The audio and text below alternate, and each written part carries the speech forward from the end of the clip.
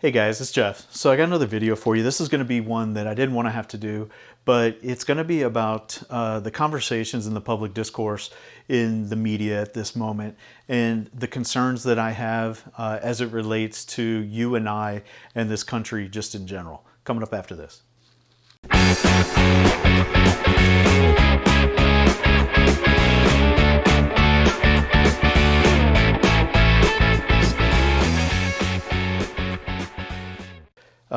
So anyway, I made a bunch of notes here. I just wanted to kind of go through these real quick and just have a conversation with you. If you like what I say, you want to support me, throw comments in the comments section. That's the best way to kind of engage with you. And if you think I left something out, let me know. Let's talk about this. I think the more dialogue that we have about this, the more that we try to understand each other, I think the better off we're all going to be as a country. I think too often these kinds of conversations come down to a binary solution. We either need this or it's going to continue to have this. And I think that these problems are far more complex than that. And the only way we're going to try to truly solve these problems is to have conversations like the one I'm having. So like I said, this isn't one of those videos that I ever wanted to have to make, but it's one that I feel obligated to at least start a dialogue about. And this is going to be on a lot to do with, just how the media covers these conversations around murder and mass tragedies, specifically around shootings, but just about anything that is an atrocity to the human conscience. Now, we see these acts that just recently occurred in El Paso and Dayton, Ohio, the two shootings that occurred over the weekend. And those are horrific, and nobody ever wants to experience anything like that. And there's been a lot of talk about the racism and the motivations of the shooters, whether they're Democrat or Republican. And I honestly don't really care about either one of those topics in this conversation.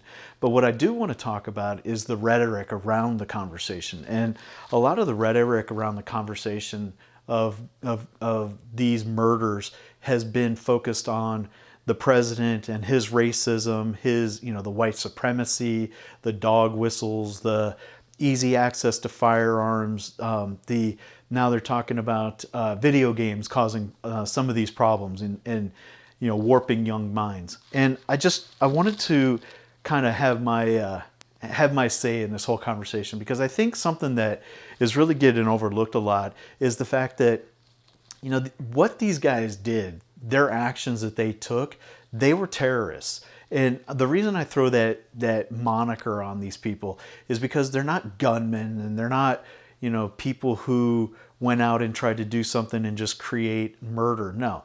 They went out there with an agenda. They wanted to sway public discourse. They wanted to become infamous in their actions.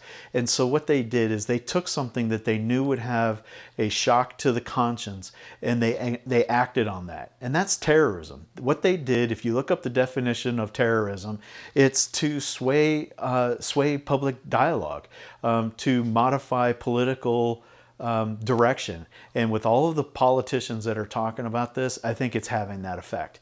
And every time we have one of these shootings, you have the politicians who are all too eager to jump in front of a camera and start running their mouths.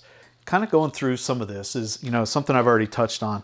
You see, I'm watching the media, and I'm watching, Beto O'Rourke. He's the former congressman from the district in El Paso. He's getting on the news, and cameras are swarming this guy. He's a presidential candidate. He's doing horrible in the polls, but cameras are swarming this guy. And, he's running his mouth like he's in high school with the cursing and the name calling, and, he's questioning the president's integrity. And I just don't think that kind of dialogue is beneficial while the bodies are still chilling in the mortuary or in the morgue. I mean, that kind of conversation may be one you can have 6-8 months, a year from now. But the rhetoric that's coming out of your mouth is very inflammatory. This is a nation that's in mourning because of these events, and to talk about Trump being a racist and causing this is directly applying his motivations to Trump, and I just don't think that's helpful, and I don't think it's benefiting anybody at this time. Another one is the psychological effects of calling people a racist. So you start talking about, white supremacy and the Ku Klux Klan and Nazis, and you start putting labels on these people, what you're doing is you're dehumanizing them. You're taking the humanity away from them, and you're labeling them so that you can then enact violence against them. It's the same thing the shooter did. The shooter looked at the brown people in the El Paso Walmart and said, "These are all immigrants. I must enact my revenge against him." His motivations were racist, but to apply the motivations of a political party or to an entire segment of the population based off of the actions of one person is no different than what the shooter's done. And I really would caution people against taking on that kind of a position. We're American citizens. We all have a vested interest in the best outcome for this country. And to label people that aren't Nazis as Nazis, to label people who aren't Klansmen as Klansmen, and racists and all these other things, diminishes their value and diminishes their voice. And what you're going to end up doing is you're going to end up creating these kinds of people. You're going to create radicals. You're going to create extremism. And you're going to have continuations of this. And no amount of gun control is going to end the kind of violence that creating too many of these problems will ever solve. So I just think it's important that we all remember that we're all Americans and we all have a benefit to the success of this country. After 9/11, the unity and the pride in this nation was probably at the peak in my lifetime. Everybody was rallying around, supporting the troops and taking out Osama bin Laden in Afghanistan, Saddam Hussein in Iraq. And, those were times that the patriotism was at its highest in my lifetime. I'm a late 40s now. So we've lost that. In the last 15 or so years, there's been a decline on the patriotism, and it's really disheartening when you look at what's going on around you. You've got your neighbors and your family. These are people that you love and you care about, but when it comes to something about politics or policy, you've got people that are unfriending each other on Facebook. You've got people who are ignoring each other in other avenues of social media. And it could be argued that with the adoption of the internet, could be directly correlated to the number of mass murder incidents that have occurred. So I pulled up some quick stats, and I'll show them to you here. But you can see that since 2000 or so, late 90s, up until today, or I think it's up until 2017 or so, the number of adoption of the internet in American or in the worldly households and the number of murders have both been on an incline. Now, that could be because of more people feeling disconnected with society. It could be because more people have an outlet. It could be because there's more access to mass media and communication, so that if you do something heinous like this, that more people are going to know, and you're going to become more infamous. You're going to have an entry on a Wikipedia page, or your name's going to be plastered all over the CNN headline news, or MSNBC, or one of these other media outlets. There is a definite correlation, whether it be just coincidental or if there's an actual data point there that should be measured. I think there's enough evidence there to warrant a further investigation. So, and that kind of leads me into one of the problems that I really see that's related to this is the whole, if it bleeds, it leads mentality that's going on in the media.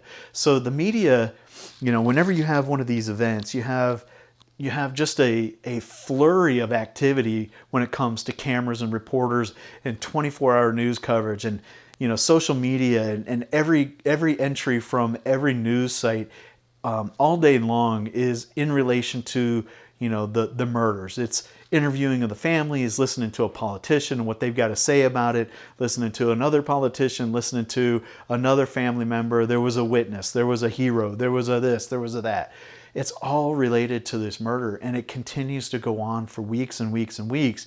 It makes it all the way up to the president, to where the president has to make a statement or come up with some policy proposal in order to try to stem the tide of public perception when it comes to these kinds of things. When people feel helpless, they look to a higher power, and a lot of people are looking to government as that higher power. They're not looking to God anymore. They're looking to government. Government has become their for a lack of a better term, has become God for them. So, some of the things that I wanted to talk about as it relates to that, there was the interview that Dana Lash did in the CNN town hall after the shooting in Miami where those kids were killed. And one of the things that she said is, well, I'll let her explain it. You can watch it here. Many in legacy media love mass shootings. You guys love it. Now, I'm not saying that you love the tragedy, but I am saying that you love the ratings. Crying white mothers are ratings gold to you and many in the legacy media in the back. So you see, one of the things that she got lit up about was calling the media out. And you don't have to listen to how the media defends themselves. Watch what's going on in the media. Watch how the media is responding to these tragedies, whether it be this shooting or the next shooting or the last shooting. Just watch what happens. They will cover this, and if there's no shooting to go on, then they bring up stories from the past about shootings or other murders or other things, but only if it's politically or societally advantageous. If it's gonna elicit an emotional response from people, that's what generates the reaction or the clicks and the views and the people, the ad revenue that these media organizations are generating. Is if they get you emotionally involved, if they can get you mad about a situation and sit in front of your television or engage on your Facebook page with these social media outlets, they're making money. And if they're not making money, they won't cover it. So, there's campaigns out there. There's a no notoriety campaign, and I'll link their webpage here, but you can see that it's a call to media to stop, giving these people a platform when they commit these heinous crimes. Stop giving them the infamy that they're looking for in their pathetic, useless lives. Don't name them. Don't face them. I mean, we don't want to censor these people, but we don't want to censor our media. We want that information to be there, but don't run it on a 24-hour news cycle. Don't continuously bombard people. And I would urge people that, once you've got your story, that you drop it and you don't continue to make these people famous. I think the media has a lot of responsibility when it comes to making these people as infamous as they become. And I don't think enough effort or attention has been placed on these people, on these media agencies, these outlets, to really hold them accountable. Now, I'm not saying that we need to legislate them any more than we need to legislate guns, but I think there is a personal responsibility that the media has shirked for far too long, and I think it's incumbent upon you and I to call them out for that. I think it's important. Another thing is, that I was able to find. I found a book. It was written in the early 2000s, but it talked about copycat crimes and how there's scientific evidence that shows that when people are dejected in society, when they're no longer contributing and they feel hopeless and helpless, that if they see somebody commit an act of crime, that they'll go out and commit a copycat. And they used several different cases of planes being flown into buildings. They used examples of other shootings that have occurred based off of previous shootings. And we've seen that most recently in this particular, today, it's Monday, August 5th. And one of the things that has come out in the news today is there was a guy in Lubbock who told his grandmother about an attempt that he had to go out and start shooting people. And luckily his grandmother got him some help. They went to his hotel room and they found the weapon and the magazines all loaded and ready to go. There was another guy that I read about just briefly in Florida, another copycat type crime.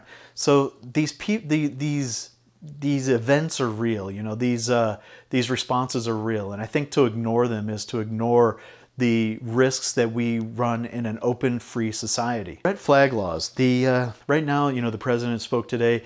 It's, police get called out to your house for a domestic, or, you're not acting right? So a mother calls the police because her 21-year-old son's living in the house and he's got a rifle under his bed. Well, the cops can't come in and take that rifle because it's that kid's rifle. It's not the mom's rifle. Well, with the red flag law, the mom can tell the police, I want a protective order. I want that firearm removed. they can go to a judge without the kid knowing, without the 20-something knowing it, and they can get a warrant to come back and take that rifle. The problem is where it's open for abuse is when a neighbor or somebody who would dox you or somebody who would swat you gets your information and calls in a complaint against you, and somebody comes out and feels credible enough to go to a court and get a court order to take your firearms. Now, the way they're doing this is they're getting the police officers, right? I heard Lindsey Graham talk about it today. The way they're talking about doing this now is the police officer would then have the liability to go to the judge and convince a judge, through a warrant process, that you're unstable enough to have your firearms and they need to be taken away. The problem is that the police officer may be a constitutionalist and may not feel like it, but if you turn around and go kill somebody, now that police officer's liable. So what are they going to do? Out of an abundance of caution, every time there's a complaint, it won't take long, but every time there's a complaint, those police officers will just go into automated mode and go and file a request to have the firearm seized. There's no due process, it's unconstitutional, and it shouldn't be allowed, it shouldn't be unsupported. The other part of this is the mental health aspect. All too often I'm seeing a lot of people drawing these vague connections between the pharmaceutical companies and these murderers. Well, they're putting it's the tail wagging the dog mentality when it comes to these. These are messed up people who happen to be taking drugs. These aren't people who are taking drugs that are absolutely normal. I don't think the two are connected, even if you want to make that connection. I think these people were messed up before they started taking these drugs, and to automatically equivalent the fact that they're on these drugs to the murders that are occurring, I think is irresponsible and really doesn't further the dialogue or further conversation any. These are messed up people. That's why they're on these drugs. Now, also too, just saying that somebody's got a mental health disorder should be an automatic preclusion for you to exercise your rights, I think is another mischaracterization. You can be a fully functional person in society and be, the minuscule percent that has a reaction that causes you to have a psychotic break and go out and murder a bunch of people. But there may be a million other people that are perfectly fine. Should you infringe upon the million people because of the actions of the one?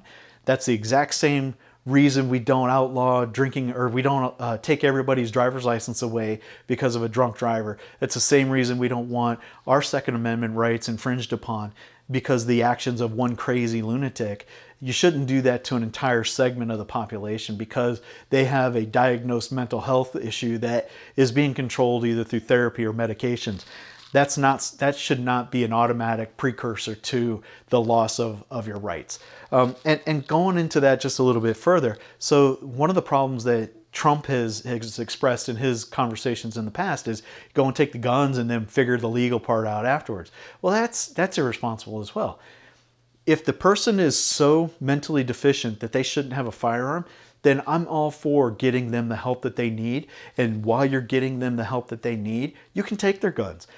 Get them an emergency committance. Get them, declared, defective, mentally defective for a period of time, and have them committed. Get them in a treatment plan. Get them diagnosed. Get them the help that they need so that they're not a threat to themselves or society. And then once you've had that adjudicated, go back to their house and get their weapons. Give them to a family member. Don't make them the ward of the state. That's their property. They spent their money on that. And just because they're having a bad time in their life that may last for a short period of time or may last forever doesn't mean that the government automatically gets the ownership of that property. That's not American. The family members should have a right to get to this property, or at least put a claim on this property, so that if this person ever does go back and get himself cleared as far as a mental or the fear of a mental problem, that he can have his rights restored. That's his property. He spent his money. He earned it. He bought it. It's his. He hasn't done anything wrong. He hasn't done anything criminal. It's, this pre-crimes concept that we've come up with where we can detect when somebody may go bad. Well, get them adjudicated mentally defective. There's legal processes for that. Exercise those. Use those.